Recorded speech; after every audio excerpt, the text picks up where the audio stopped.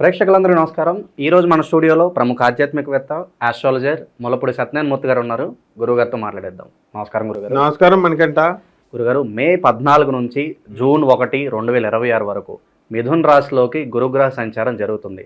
మరి సంచారం వల్ల కర్కాటక రాశి వారికి ఎలాంటి ఫలితాలు ఉంటాయి? వీళ్ళకి ప్లస్ అంటారా, మైనస్ అంటారా?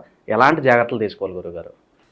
మే 14, 2025 సంవత్సరంలో గురుడు వృషభ రాశి నుంచి మిథున రాశిలోకి మారుతున్నాడు.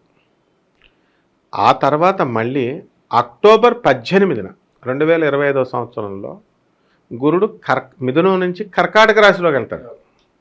మళ్ళీ డిసెంబర్ 5న మళ్ళీ కర్కాటకం నుంచి బ్యాక్కి వస్తాడు మిథున రాశి. ఇది గ్రహ సంచారం. దీనివల్ల ఈ కర్కాటక రాశి వారికి ఏమవుతుంది? అయితే కర్కాటక రాశి వారికి మైనస్ కిందే లెక్కిది. ఒక విధంగా అంతగా కలిసి రాదంటారా? అంతగా కలిసి రాదు. అంటే లాస్ట్ వరకు వీళ్ళు మే 30 వరకు పరిపాలిస్తారు లాభంలో గురుడు కాబట్టి. ఇప్పుడు వ్యయంలోకి వస్తున్నాడు, ఖర్చు స్థానంలోకి వస్తున్నాడు. ఎప్పటి నుంచి?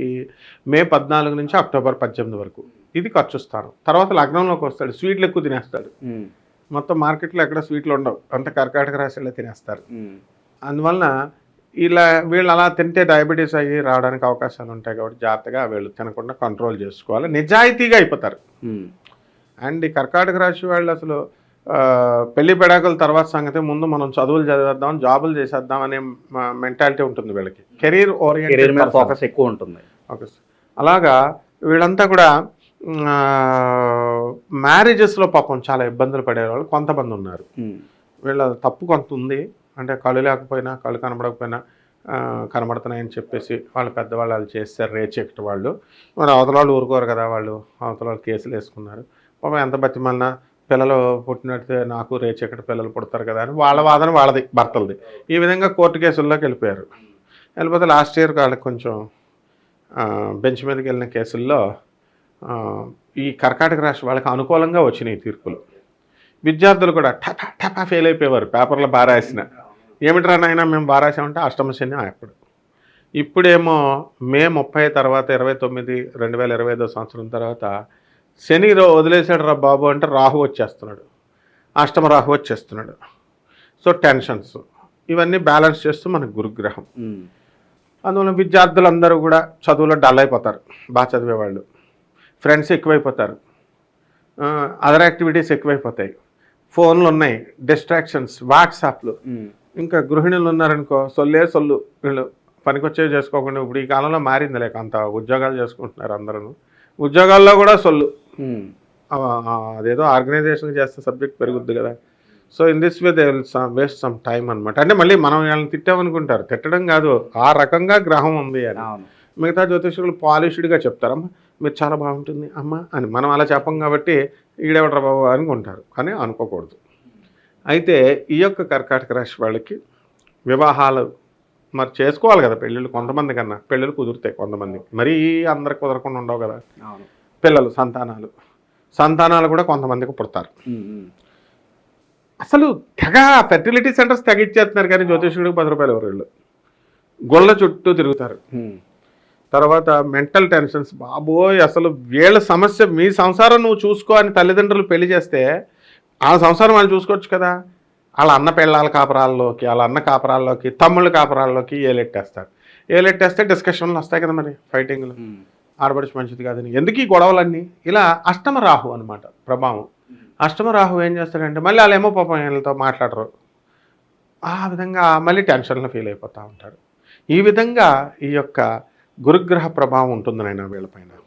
గురుగారు, ఇంకా మరి గురుగ్రహ అనుకూలతను పెంచుకోవడానికి మరి వీళ్ళు ఎలాంటి రెమెడీస్ చేసుకుంటే బాగుంటుంది అంటారు గురుగారు? మరి వీళ్ళు గురుగ్రహ అనుకూలత చేయాలంటే రోజుకి 8 గంటలు సాధనలాగా, మనకి 8 నిమిషాల వీడియోలాగా 8 గంటల సాధన చేయాలి. అది కుదురుతుంది అంటారు? మరి సాధన మరి చేసుకోవాలి అంటే వర్క్ ఈజ్ వర్షిప్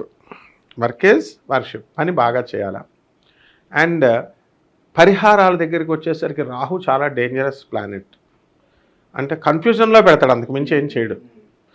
ఉన్మాదం ఎక్కిస్తాడు, పిచ్చి. ఇప్పుడు యూట్యూబ్లో చూడు, హిందూ మతం గొప్ప, జై శ్రీరామ్ అంటాడు. వీళ్ళేమో క్రైస్తవులు, వీళ్ళేమో ఇవన్నీ రాహు, అష్టమ రాహు ఎఫెక్ట్ ఇవన్నీ. అందువలన ఇవన్నీ పోవాలంటే చక్కగా రావి చెట్లు బాగా పాతాల వీళ్ళు, ఇంటింటికి ఒక రావి చెట్టు అన్నట్టు వాళ్ళు చేసుకొని, అంటే రావి చెట్టు వీళ్ళ ఇంట్లోనే వేసుకుంటే ఏదైతే ప్రదక్షిణాలు చేసుకోవచ్చు, చక్కగా నీళ్లు పోసి చక్కగా రావి చెట్టు ప్రదక్షిణాలు చేసుకొని 108 ప్రదక్షిణాలు శనివారం నాడు చేసుకుంటే అత్యద్భుతంగా ఉంటుంది. తర్వాత మనకు గురుగ్రహం కూడా, మేడి చెట్టుని మనం ఏదో పిచ్చి చెట్టు అనుకుంటాం, నేను కూడా అలాగే అనుకునేవాడిని. ఔదుంబర వృక్షం దత్తస్వరూపం, దేవతా వృక్షాలు కాబట్టి ఆ యొక్క మేడి చెట్టుల్ని ఇంటింటికి ఒకటి వేసుకొని చక్కగా ఆ మేడి చెట్టు చుట్టూ వీళ్ళు 108 ప్రదక్షిణాలు కనుక చేసినట్లయితే అద్భుతంగా ఉంటుంది నాయన, అద్భుతం. గురుగారు, సొంత ఇంటికి ఎవరైతే కొత్త గృహాలు కట్టుకోవాలనుకుంటున్నారో మరి గురువు అనుకూలత వల్ల ఏమన్నా అది పాసిబుల్ అవుతుందంటారా ఈ 12 నెలలు కూడా? అనుకూలత లేదు. మొన్న మే 30 వరకే వీళ్ళకి మే 14 వరకే వీళ్ళకి ఛాన్స్. ఆ తర్వాత వ్యయస్థితికి వచ్చాడు, అనుకూలత లేదు సరికదా, వీళ్ళు పోలీస్ స్టేషన్లో కోర్టులో ఎక్కాల్సినటువంటి ఇది కూడా కనబడుతుంది. అంటే కొంచెం లిటిగేషన్లో ఉన్న ల్యాండ్ కొనడము ఏదో ఒకటి మొత్తం మీద, లేదా వీళ్ళు డైరెక్ట్ తప్పులు చేయకపోయినా ఎవరికో సెక్యూరిటీ సంతకం పెట్టడమో, లేకపోతే వేరే వాళ్ళకి ఏదో సహాయం చేయడమో, అలా ఏదో మొత్తం మీద మాత్రం కోర్టులో పోలీస్ స్టేషన్లో గ్యారంటీగా ఎక్కుతారు. అందువలన ఇల్లులు కొనేటటువంటి సమస్య లేదు. అది నెక్స్ట్ ఎపిసోడ్ అనమాట. ఇంకా కొంచెం టైం ఉంది. మొన్నటిదాకా కొంటూ వచ్చారు వీళ్ళు, మొత్తం ఊళ్ళో అన్నీ సగం కొనేసారు వీళ్ళే, కర్కాటక రాశి వాళ్ళే. లాభంలో గురుడు ఉన్నప్పుడే కొంటారనమాట. ఓకే. అండ్ అగైన్ ఎప్పుడు వస్తాడంటే సింహరాశిలోకి వచ్చినప్పుడు కొంటారు, అంత దాకా వెయిట్ చేయాలి. మరి ఈ పీరియడ్లో గురుగారు వీళ్ళు ఏదన్నా పెట్టుబడులు మేము పెట్టుకోవాలనుకుంటున్నామంటే మరి ఎలాంటి రంగాలు వీళ్ళు చూస్ చేసుకుంటే బెటర్ అంటారు మరి ఈ కాలంలో? మనం చెప్పినా ప్రతి చోట చెప్తాం మనం, షేర్లు అడగండి రా అని, వెళ్ళి షేర్లే పెడతారు. మా ట్రంప్ ఉన్నాడు, మా దేవాది దేవుడు మా ట్రంప్, వాడు ఒక్క దెబ్బ దొబ్బాడు, పెట్టేసరికి మొత్తం యాపిల్ గీపిల్ కంపెనీస్ అన్నీ షేర్లన్నీ బడేయాలని పడిపోయినాయి. ఇప్పుడు బాబాయ్ బాబాయ్ బాబాయ్ అప్పుడు అమ్ముకోవాల్సిందంటే ఎవరికి అమ్ముతారు? ఇప్పుడు ఇలా కొంటే ఇంకోటికి బొక్క, అంటే ఇంకొకళ్ళు లాస్ చేస్తారా మీరు? షేర్లు కొని ఒకటి లాస్ అయితేనే ఒకటి డబ్బులు వస్తాయి. This is too much. అదే మీరు చక్కగా పెట్టుబడులు పెట్టుకోండి వ్యాపారంలో. చంద్రబాబు నాయుడు గారు డెవలప్ చేస్తున్నారు అమరావతిని, ఫ్యాక్టరీలు పెట్టండి వెళ్ళి.